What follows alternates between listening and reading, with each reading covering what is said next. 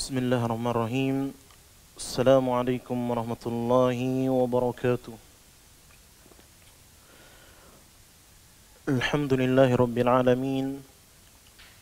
Wa bihi nasta'inuhu ala umuri dunya waddin. Wassalatu wassalamu ala rasulillahi wa ala alihi wa ashabihi wa man tabi'ahum bi ihsanin ila yaumiddin. Amma ba'd. Jamaah pemirsa sekalian yang dirahmati dan dimuliakan oleh Allah Subhanahu wa taala. Kembali kita memuji Allah Subhanahu wa taala sebagai Rabb kita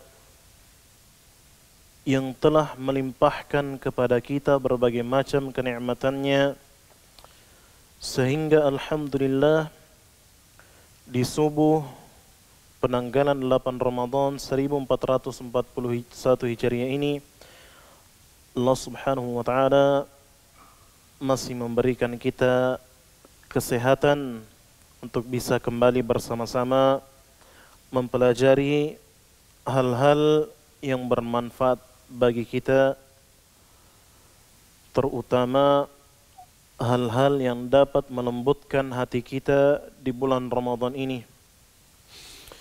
Tema yang akan kita angkat pada kesempatan yang penuh berkah ini yaitu tentang indahnya tawakal. Sebagian dari kita pemirsa sekalian yang dirahmati dan dimuliakan oleh Allah Subhanahu wa taala terjerumus dalam kesalahan ya ketika memahami kata tawakal ini. Sebagian dari kita, bahkan sebagian besar dari kita memandang bahwasanya tawakal yang sebenar-benarnya adalah menyerahkan segala urusan kita murni kepada Allah Subhanahu wa taala tanpa harus melakukan usaha agar bisa mendapatkan suatu manfaat untuk diri kita ataupun untuk menolak bahaya yang akan menimpa kita. Contohnya dalam kehidupan sehari-hari ada sebagian orang yang mengatakan, saya tidak mau bekerja. Toh Allah Subhanahu wa taala sebagai zat yang maha pemberi rezeki pasti akan memberikan rezeki yang telah ditakdirkan oleh Allah Subhanahu wa taala kepada saya. Ini merupakan pemahaman yang keliru. Memang benar Allah Subhanahu wa taala adalah yang maha pemberi rezeki. Allah Subhanahu wa taala menamakan dirinya Ar-Razzaq, zat yang maha memberi rezeki, akan tetapi rezeki Allah Subhanahu wa taala tidak bisa didapat begitu saja tanpa adanya usaha yang dilakukan oleh seseorang. Logika sederhananya seperti ini pemirsa sekalian yang dirahmati dan dimuliakan oleh Allah Subhanahu wa taala. Ketika kita membuka kembali lembaran-lembaran Al-Qur'an, kita mendapati kisah Nabi Musa alaihi salam ketika beliau alaihissalam dengan pengikutnya dikejar oleh Fir'aun dan bala tentaranya. Sampailah mereka di pinggir lautan, tidak ada jalan lagi. Dan hampir-hampir saja Fir'aun dan bala tentaranya mendapati Nabi Musa alaihissalam dengan para pengikutnya. Sekarang pertanyaannya, pemirsa sekalian yang dirahmati dan dimuliakan oleh Allah Subhanahu wa taala, apakah Allah Subhanahu wa taala tidak mampu untuk membelah lautan tersebut? Apakah Allah Subhanahu wa taala tidak mampu untuk langsung membelah lautan tersebut sebagai jalan untuk Nabi Musa alaihissalam dan para pengikutnya agar mereka tidak terkejar oleh Fir'aun dan bala tentaranya? Tentu jawabannya Allah maha mampu untuk melakukan hal tersebut. Akan tetapi mengapa Allah Subhanahu wa taala memerintahkan Nabi Musa untuk memungkulkan tongkatnya sehingga air laut tersebut terbelah? Kalau kita mau pikir secara logika, secara akal pikiran, tidak mungkin dan tidak ada hubungannya ketika tongkat dipukulkan ke tanah, kemudian laut akan terbelah dengan sendirinya. Ya walaupun mungkin kita melakukannya berhari-hari, bertahun-tahun, hal itu tidak akan pernah terjadi. Dan sebagaimana kita katakan tadi, Allah juga mampu untuk membelah lautan. Walaupun Nabi Musa tidak menghantamkan tongkat tersebut, Allah Subhanahu wa taala mampu untuk membelah lautan. Akan tetapi Allah Subhanahu wa taala mengajarkan kita dalam kisah ini bahwasanya Allah Subhanahu wa taala ingin agar kita berusaha. Allah Subhanahu wa taala ingin agar kita menempuh sebab. Walaupun untuk mendapatkan sesuatu yang mustahil tersebut tidak mungkin dengan usaha yang tidak maksimal kita akan mendapatkan hasil yang maksimal. Akan tetapi bagi Allah segala sesuatu akan mudah selama kita mau menempuh sebab, selagi kita mampu atau mau untuk melakukan usaha agar kita memperoleh manfaat yang kita damba-dambakan. Pemirsa sekalian yang dirahmati dan dimuliakan oleh Allah Subhanahu wa taala, begitulah tawakal yang diajarkan oleh Allah Subhanahu wa taala kepada kita, ya agar kita tidak salah dalam memahami bagaimana sebenarnya tawakal yang sebenar-benarnya kepada Allah Subhanahu wa taala. Dan juga ya belakangan ini kita dapati ya orang-orang dengan entengnya mengatakan, saya bertawakal kepada Allah. Bismillah, saya bertawakal kepada Allah, keluar rumah tanpa menggunakan masker, tanpa melakukan perkara-perkara lain yang telah dianjurkan oleh Menteri Kesehatan dan para ahli agar kita tidak terpapar virus corona. Dia mengatakan, ya virus corona kan juga makhluk Allah. Saya juga makhluk Allah. Selama saya bertawakal kepada Allah, saya tidak akan terpapar dengan virus corona tersebut. Walaupun saya tidak menggunakan masker keluar rumah, walaupun saya tidak memperbanyak mencuci tangan sebelum makan dan setelah makan, ini merupakan pemahaman yang keliru pemirsa sekalian yang dirahmati dan dimuliakan oleh Allah Subhanahu wa taala. Sebagian dari kita juga ketika menyikapi ditutupnya rumah-rumah Allah Subhanahu wa taala, ditutupnya masjid, sebagian dari kita memiliki respon yang sangat luar biasa. Walaupun kita berhusnuzan, kita berprasangka baik bahwasanya hal tersebut karena memang bersumber dari hatinya yang sangat dalam, merindukan salat berjamaah, merindukan beribadah di rumah Allah Subhanahu wa taala. Akan tetapi yang menjadi kekeliruan pemirsa sekalian yang dirahmati dan dimuliakan oleh Allah Subhanahu wa taala, ketika seseorang mengatakan bahwasanya masjid merupakan rumah Allah, Allah Subhanahu wa taala yang akan menjaga kita walaupun kita tidak mematuhi aturan pemerintah, aturan Menteri Kesehatan, ada Allah Subhanahu wa taala yang melindungi kita. Memang benar pemirsa sekalian yang dirahmati dan dimuliakan oleh Allah Subhanahu wa taala, tidak salah pemahaman seperti itu. Akan tetapi menempuh sebab agar kita terhindar dari bahaya, terlebih bahaya tersebut tidak terlihat, kita tidak tahu kapan bahaya tersebut akan menimpa diri kita. Maka dari itu perlu adanya kewaspadaan dan menempuh sebab-sebab yang telah diajarkan kepada kita oleh para ahli agar kita tidak terjerumus atau tidak terpapar dengan virus corona tersebut. Pemirsa sekalian yang dirahmati dan dimuliakan oleh Allah Subhanahu wa taala, tawakal kepada Allah merupakan bentuk ketaatan yang sangat agung. Allah Subhanahu wa taala banyak berbicara, bahkan memerintahkan kepada kita untuk bertawakal kepada Allah untuk mendapatkan kemaslahatan duniawi maupun kemaslahatan ukhrawi.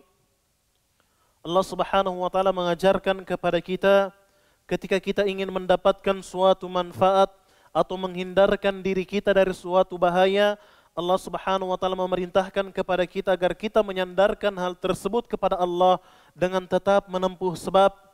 Dan Allah Subhanahu wa taala melarang kita untuk menjadikan pelindung selain Allah Subhanahu wa taala. Allah Subhanahu wa taala berfirman di dalam Al-Qur'an, la ilaha illahu,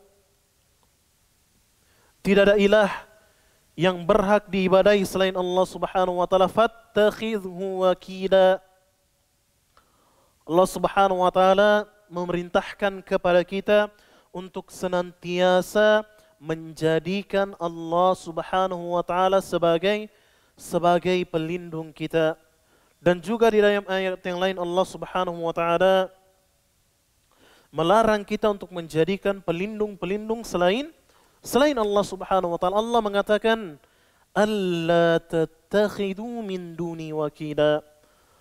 Janganlah kalian menjadikan pelindung-pelindung selain aku, kata Allah Subhanahu wa taala. Pemirsa sekalian yang dirahmati dan dimuliakan oleh Allah Subhanahu wa taala, Allah Subhanahu wa taala sangat banyak menyebutkan kata tawakal di dalam Al-Qur'an. Dan Allah Subhanahu wa taala memberitahukan kepada kita bahwasanya tawakal, menyerahkan urusan kita kepada Allah Subhanahu wa taala, merupakan jalan hidup makhluk yang paling mulia, yaitu para nabi yang diutus oleh Allah Subhanahu wa taala ke muka bumi ini. Di antaranya Allah Subhanahu wa taala mengisahkan tentang Nabi Nuh alaihissalam. Beliau mengatakan, "Ya qaumi in kana kabura alaikum maqami wa tadhkiri bi ayatillah." Beliau mengatakan, wahai kaumku, sekiranya terasa berat bagi kalian tinggal bersamaku dan peringatanku dengan ayat-ayat Allah Subhanahu wa taala terasa berat bagi kalian, fa alaihi tawakkaltu, maka kata Nabi Nuh alaihissalam, sungguh aku bertawakal kepada Allah Subhanahu wa taala. Dan juga Nabi Musa alaihissalam ketika beliau mengatakan kepada kaumnya, wa qala Musa ya qaumi in kuntum amantum billah. Nabi Musa mengatakan kepada kaumnya, wahai kaumku, sekiranya kalian beriman kepada Allah, fa alaihi tawakkalu in kuntum mu'minin. Fa'alaihi tawakkalu in kuntum muslimin. Maka bertawakallah kalian kepada Allah jika kalian termasuk hamba-hamba Allah Subhanahu wa taala yang muslim, yang menyerahkan dirinya kepada Allah Subhanahu wa taala. Dan juga Nabi Syuaib alaihissalam, Allah Subhanahu wa taala mengisahkan, bahkan mengabadikan perkataan beliau alaihissalam di dalam Al-Qur'an, in uridu illa al-islaha mastata'tu wa ma taufiqi illa billah wa alaihi tawakkaltu wa ilaihi unib. Kata beliau alaihissalam, tidaklah aku menginginkan kecuali aku menginginkan perbaikan. Aku ingin memperbaiki kondisi umatku, dan tidak ada yang mampu memberikan taufik dan pertolongannya kepadaku kecuali Allah Subhanahu wa taala. Maka kepadanya lah aku bertawakal dan kepadanya lah aku kembali. Dan juga pemirsa sekalian yang dirahmati dan dimuliakan oleh Allah Subhanahu wa taala, Nabi Hud alaihissalam pernah mengatakan, inni tawakkaltu 'ala Allahi rabbi wa rabbikum. Sesungguhnya aku bertawakal kepada Rabbku dan Rabb kalian. Ma min dabbatin illa huwa akhidun binasiyatiha. Tidak ada satu hewan melata pun di muka bumi ini kecuali Allah Subhanahu wa taala yang memegang ubun-ubunnya. Dan juga pemirsa sekalian yang dirahmati dan dimuliakan oleh Allah, dalam kisah Nabi Ya'qub alaihissalam ketika beliau mengatakan kepada anak-anaknya, ya baniya la tadkhulu min babin wahid wadkhulu min abwabin mutafarriqah. Wahai anak-anakku, jika nanti kelak kalian akan masuk, janganlah kalian masuk dari satu pintu, akan tetapi masuklah kalian dari pintu yang berbeda-beda. Wa ma ughni 'ankum minallahi min syai'. Dan aku tidak memiliki daya dan kekuatan apapun untuk menolak apa saja yang akan menimpa kalian dari Allah Subhanahu wa taala. Inil hukmu illa lillah, alaihi tawakkaltu wa alaihi falyatawakkalul mutawakkilun. Dan sungguh kepadanya lah aku bertawakal, dan seharusnya orang-orang hanya bertawakal kepada Allah Subhanahu wa taala. Dan juga kisah Nabi Ibrahim al-Khalil alaihi salam ketika beliau mengatakan kepada kaumnya, illa qawla Ibrahim li abihi la astaghfiranna lak wa ma amliku laka minallahi min syai' rabbana 'alaika tawakkalna wa ilaika anabna wa ilaikal masir.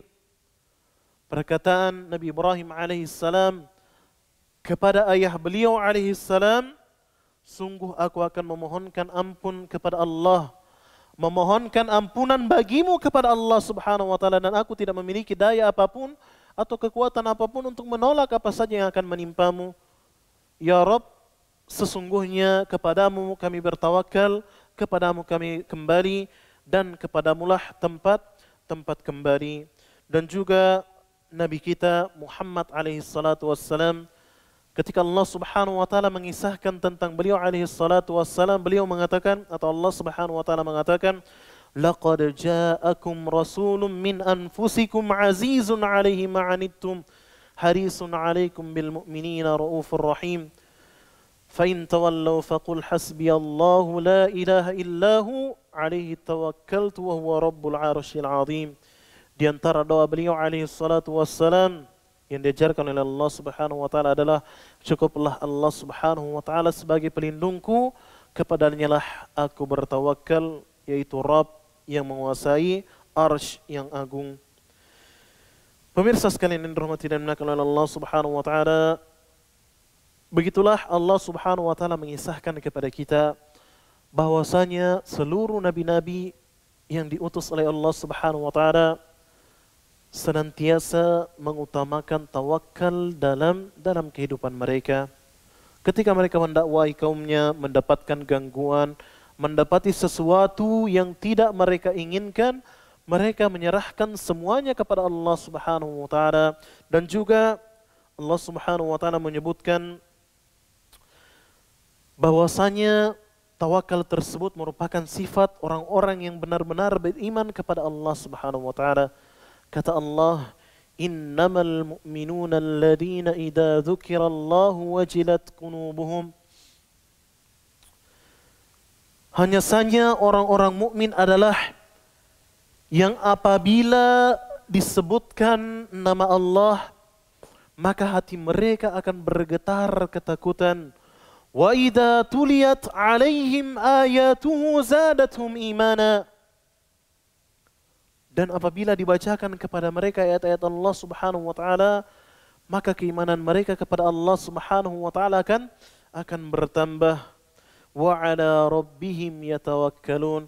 Dan mereka, orang-orang beriman ini adalah orang-orang yang senantiasa bertawakal kepada Rabb mereka. Alladzina yuqimuna as-salata wa mimma razaqnahum yunfiqun. Dan juga mereka senantiasa mendirikan salat dan menunaikan zakat dari apa-apa yang kami rezekikan kepada mereka. Kemudian kata Allah, ulaika humul mu'minuna haqqan. Kata Allah subhanahu wa ta'ala, mereka yang telah Allah subhanahu wa ta'ala sebutkan sifat-sifatnya tadi adalah orang-orang yang benar-benar beriman kepada Allah subhanahu wa ta'ala. Pemirsa sekalian yang dirahmati dan dimuliakan oleh Allah subhanahu wa ta'ala, tawakal tempatnya adalah di hati. Amalan ini terdiri dari dua prinsip yang sangat agung yang harus tertanam di dalam diri seorang hamba agar ia menjadi seseorang yang benar-benar bertawakal kepada Allah subhanahu wa ta'ala dengan sebenar-benar tawakal. Prinsip yang pertama, pemirsa sekalian yang dirahmati dan dimuliakan oleh Allah subhanahu wa ta'ala, pengetahuan seorang hamba bahwasanya tidak ada pelindung dan tempat bertawakal kecuali hanya kepada Allah subhanahu wa ta'ala. Tidak ada selainnya. Dialah Allah subhanahu wa ta'ala Rabb yang maha agung, yang mengatur segala sesuatu. Jika Allah subhanahu wa ta'ala menghendaki sesuatu, pasti akan terjadi. Dan ketika Allah subhanahu wa ta'ala tidak menghendaki sesuatu, tidak akan pernah terjadi selama-lamanya. Dan seorang hamba harus mengetahui keadaan bahwasanya Allah subhanahu wa ta'ala mendengar keadaan hambanya. Allah subhanahu wa ta'ala mendengar keluh kesah hambanya. Allah subhanahu wa ta'ala paling tahu dengan keadaan seseorang. Allah subhanahu wa ta'ala mengatakan di dalam Al-Quran, وَتَوَكَّلْ عَلَى الْعَزِيزِ الرَّحِيمِ. Bertawakallah kalian kepada Zat yang maha perkasa dan maha penyayang. Alladhi yaraka hina takum. Yang melihat gerak-gerik kalian ketika kalian berdiri.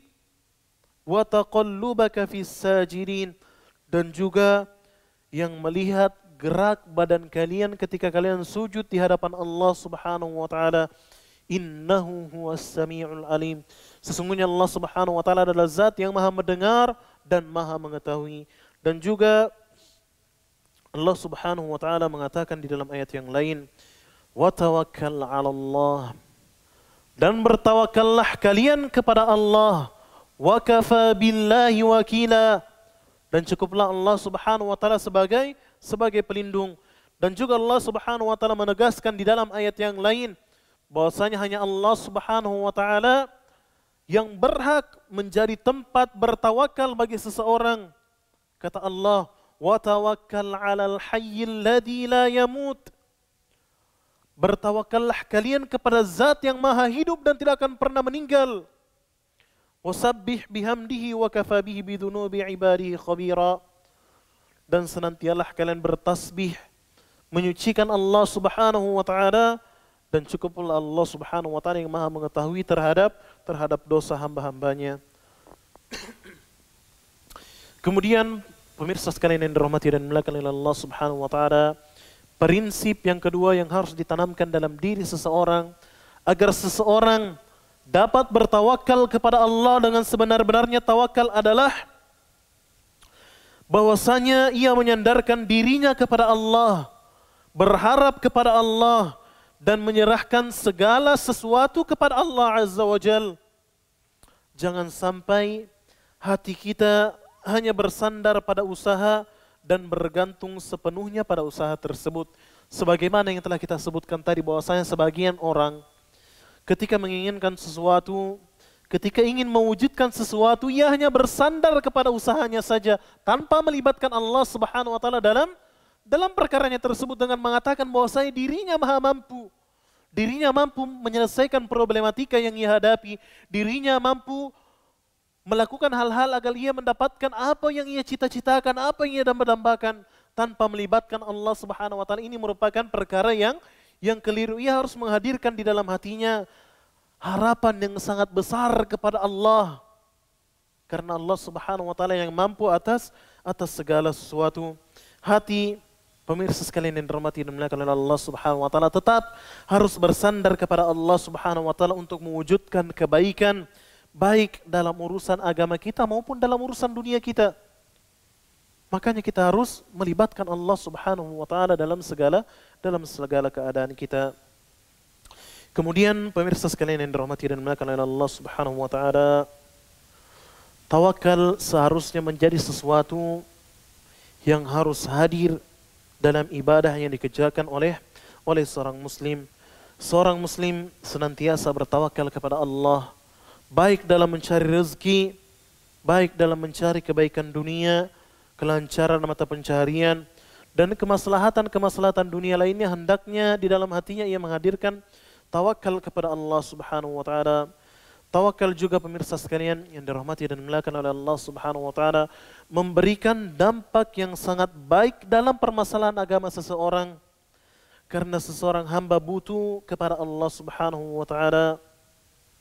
Seseorang butuh kepada Allah Subhanahu wa taala dan tidak boleh melewatkan satu perkara apapun kecuali ia melibatkan Allah Subhanahu wa taala dalam perkara tersebut, terlebih dalam menegakkan ibadah yang menjadi tujuan Allah Subhanahu wa taala menciptakan dirinya. Kita tidak boleh bergantung kepada kemampuan kita, bahwasanya kita mampu beribadah kepada Allah sehingga kita tidak pernah memohon dan berdoa kepada Allah, meminta keistiqomahan kepada Allah, meminta kemudahan kepada Allah untuk mengerjakan ibadah kepada Allah.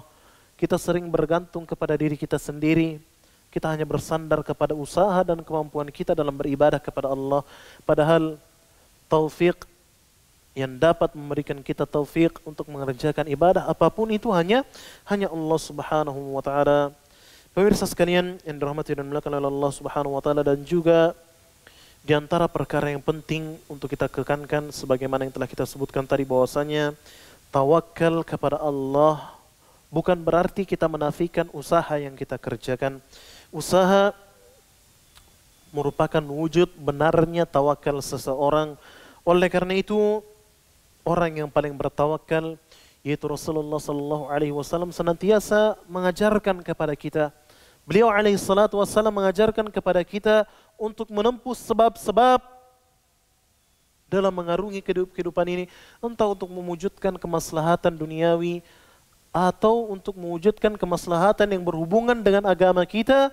Nabi Shallallahu Alaihi Wasallam sering mengingatkan kita untuk bersungguh-sungguh. Bahkan Nabi Shallallahu Alaihi Wasallam mengatakan, ihris ala ma yanfa'uk. Bersungguh-sungguhlah kalian dalam atau untuk mendapatkan perkara yang bermanfaat bagi kalian. Akan tetapi jangan lupa wasta'in billah, dan mohonlah ampun kepada Allah, wala ta'jiz, dan janganlah kalian lemah. Inilah prinsip tawakal yang diajarkan Nabi Shallallahu Alaihi Wasallam kepada kita, itu senantiasa bersungguh-sungguh, berkemauan keras untuk mewujudkan apa yang bermanfaat bagi kita dan tidak boleh lemah, tidak boleh cengeng. Ya harus mengorbankan segala usaha kita untuk mendapatkan apa yang bermanfaat bagi kita. Akan tetapi juga kita perlu memohon pertolongan kepada Allah Subhanahu wa taala untuk mewujudkan hal itu. Dan juga beliau bersabda ketika menjawab pertanyaan seseorang yang bertanya tentang untanya, ketika orang tersebut bertanya kepada Nabi sallallahu alaihi wasallam, "Aqiruha wa tawakkal atau atliquha wa tawakkal?" Ya Rasulullah, bagaimanakah tawakal yang sebenar-benarnya? Apakah saya lepaskan saja unta ini kemudian saya bertawakal kepada Allah, ataukah saya ikat kemudian saya bertawakal kepada Allah agar unta ini tidak dicuri? Bagaimanakah tawakal yang benar? Kemudian Nabi sallallahu alaihi wasallam mengatakan, "I'qilha wa tawakkal." Ikatlah unta tersebut kemudian bertawakal kepada Allah. Itulah tawakal yang diajarkan Nabi sallallahu alaihi wasallam, yang diajarkan kepada seorang laki-laki yang bertanya tadi bagaimana agar ontanya tidak hilang. Bukan dengan melepaskannya kemudian dia mengatakan saya bertawakal kepada Allah, pasti onta itu akan kembali kepada saya. Tidak. Tapi Nabi SAW mengajarkan kepada kita untuk menempuh usaha, yaitu dengan mengikat unta tersebut agar unta tersebut tidak lari. Barulah setelah itu kita bertawakal kepada Allah Subhanahu wa taala. Dan juga Nabi SAW mengajarkan kepada kita tentang tawakal yang sebenar-benarnya. Bahkan tawakal yang sebenar-benarnya ini telah dipraktekkan oleh makhluk Allah yang kecil, yaitu burung-burung yang berterbangan. Mereka merupakan hewan Allah Subhanahu wa taala yang benar-benar merealisasikan ketawakalan mereka hanya kepada Allah. Bagaimana tawakalnya burung? Kata Nabi sallallahu alaihi wasallam, "Lau annakum tatawakkaluna 'ala Allahi haqqa tawakkuli." Sekiranya kalian bertawakal kepada Allah dengan sebenar-benarnya tawakal, la razaqakum kama razaqat thair.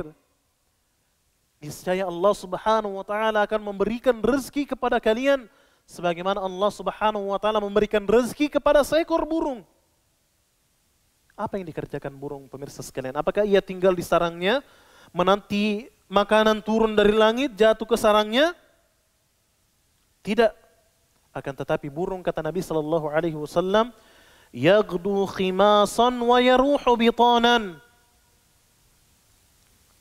Burung senantiasa berpagi hari keluar dari sarangnya di pagi hari, mencari rezekinya, menjemput rezekinya, mencari makan dalam keadaan perut kosong, kemudian pulang di sore hari dalam keadaan perut yang penuh dan terisi, bahkan ada makanan yang ia bawakan untuk anak-anaknya yang belum bisa mencari makan sendiri. Inilah tawakal yang sebenar-benarnya. Bukan seperti tawakal sebagian dari kita yang menanti di rumah, menanti kapan seseorang datang kepadanya untuk mengantarkan rezeki. Tidak. Bahkan dia tidak pernah mengerjakan usaha apapun untuk menjemput rezekinya. Adakah kita, pemirsa sekalian dirahmati dan dimuliakan oleh Allah Subhanahu wa taala, lebih dungu daripada seekor burung? Tentunya kita lebih pintar, diberikan oleh Allah Subhanahu wa taala akal dan pikiran untuk memikirkan hal tersebut. Dan kita lebih mulia dan lebih pintar daripada seekor burung. Seharusnya kitalah yang lebih bisa mempraktekkan tawakal yang sebenar-benarnya kepada Allah Subhanahu wa taala. Dan juga sahabat yang mulia Umar bin Khattab radhiyallahu ta'ala pernah mendengar seorang yang keluar dari rumahnya tanpa usaha dan perbekalan, lalu mereka mengatakan, kami adalah orang-orang yang bertawakal. Apakah yang dikatakan oleh sahabat yang mulia Umar bin Khattab radhiyallahu an? Beliau mengatakan, kalian adalah orang-orang yang berpura-pura tawakal. Orang yang bertawakal kepada Allah Subhanahu wa taala adalah mereka yang menyemai benih di tanah kemudian bertawakal kepada Allah. Orang yang bertawakal adalah orang yang menanam benih kemudian ia akan memanen hasilnya. Inilah tawakal yang sebenarnya, bukan seperti tawakalnya seseorang yang tidak menempuh sebab kemudian dengan alasan bertawakal kepada Allah ia tidak melakukan sesuatu sebab apapun untuk mendapatkan apa yang dia inginkan. Pemirsa sekalian yang dirahmati dan dimuliakan oleh Allah Subhanahu wa taala, dan tawakal kepada Allah Subhanahu wa taala ya tidak boleh dipalingkan kepada selain Allah Subhanahu wa taala. Karena Allah Subhanahu wa taala alasan yang paling benar, alasan yang mendukung bahwasanya tawakal seseorang hanya ditujukan kepada Allah Subhanahu wa taala, karena Allah Subhanahu wa taala zat satu-satunya yang maha hidup yang tidak akan pernah mati. Allah Subhanahu wa taala mengatakan, "Wa tawakkal 'alal hayyil ladzi la yamut." Bertawakallah kalian kepada zat yang maha hidup yang tidak akan pernah mati. Dan tawakal seharusnya ditujukan kepada zat yang maha kekal, yaitu Allah Subhanahu wa taala, bukan untuk pada seseorang yang mungkin hanya hidup sementara waktu kemudian setelah itu dia meninggal. Apalagi bertawakal kepada orang yang sudah meninggal, yang dulu hidup sekarang sudah meninggal, kita mau tawakal kepada orang tersebut, tidak. Apalagi bertawakal dengan sesuatu yang tidak pernah hidup. Bertawakal dengan benda-benda mati, dengan jimat, dengan batu akik, dengan mengatakan, batu ini saya beli berjuta-juta harganya, bisa melindungi saya dari berbagai macam perkara-perkara yang dapat membahayakan saya. Allahul musta'an, ini merupakan perkara yang sangat keliru. Pengobatan, pemirsa sekalian yang dirahmati dan dimuliakan oleh Allah Subhanahu wa taala, setidaknya memiliki dua hal yang perlu terrealisasi sehingga hal tersebut bisa dikatakan obat. Yang pertama, ketika ada anjurannya dalam syariat. Ketika ada syariat memerintahkan kita untuk berobat dengan hal tersebut, maka silakan terima, apalagi bersumber dari Allah dan bersumber dari hadis-hadis Nabi SAW yang sahih, maka kita boleh menempuh sebab atau berobat dengan hal tersebut. Yang kedua, ketika telah ada penelitian ilmiah yang membuktikan bahwasanya obat tersebut memang manjur dapat menyembuhkan penyakit yang dimaksud. Ya. Maka dari itu ketika kita menyandarkan sesuatu kepada benda mati, kepada batu, kepada air-air atau entah apa saja benda-benda mati yang lain, tanpa ada penelitian ilmiah, tanpa ada perintah dalam syariat untuk berobat dengan hal tersebut, maka ini merupakan suatu bentuk kekeliruan. Pemirsa sekalian yang dirahmati dan dimuliakan oleh Allah Subhanahu wa taala, dan juga Allah Subhanahu wa taala atau Rasulullah sallallahu alaihi wasallam telah mengajarkan kepada kita satu doa yang membuktikan tawakal yang sebenar-benarnya dari seorang mukmin. Nabi sallallahu alaihi wasallam pernah berdoa, Allahumma laka aslamtu wa bika amantu alaihi tawakkaltu wa ilaika nabtu wa bika khasamtu, Allahumma inni a'udzu bi'izzatika la ilaha illa antudillani antal hayyul ladzi la yamut wal jinnu wal insu yamutun. Ya Allah, sesungguhnya aku menyerahkan diriku kepadamu dan kepadamu lah aku beriman, kepadamu aku tawakal, kepadamu aku kembali, dan kepadamu aku mengadukan segala permasalahan hidupku. Ya Allah, aku berlindung dengan izzahmu, dengan kemaha perkasaanmu, yang tidak ada ilah yang berhak diibadahi selain engkau, agar aku tidak disesatkan. Engkaulah zat yang maha hidup yang tidak akan pernah mati, dan jin serta manusia akan mati. Inilah doa yang diajarkan Nabi sallallahu alaihi wasallam kepada kita yang membuktikan tawakal seseorang. Pemirsa sekalian yang dirahmati dan dimuliakan oleh Allah Subhanahu wa taala, sepatutnya ketika kita memahami hal seperti ini tidak ada lagi timbul kekeliruan dari kita, tidak ada lagi timbul dalam diri kita perkara-perkara yang sebenarnya benar akan tetapi salah dipahami oleh seseorang. Semoga Allah Subhanahu wa taala menjadikan kita hamba yang bertawakal. Kita cukupkan sampai di sini saja dulu karena ini hari Jumat. Kita fokus melakukan sunnah-sunnah yang lain yang diajarkan Nabi sallallahu alaihi wasallam di hari Jumat ini. Wallahul musta'an, wallahu ta'ala alam bis-shawab. Wassallallahu wasallam ala nabiyina Muhammadin. Subhanakallahumma rabbana bihamdik, asyhadu an la ilaha illa anta, astaghfiruka wa atubu ilaik. Assalamu alaikum warahmatullahi wabarakatuh.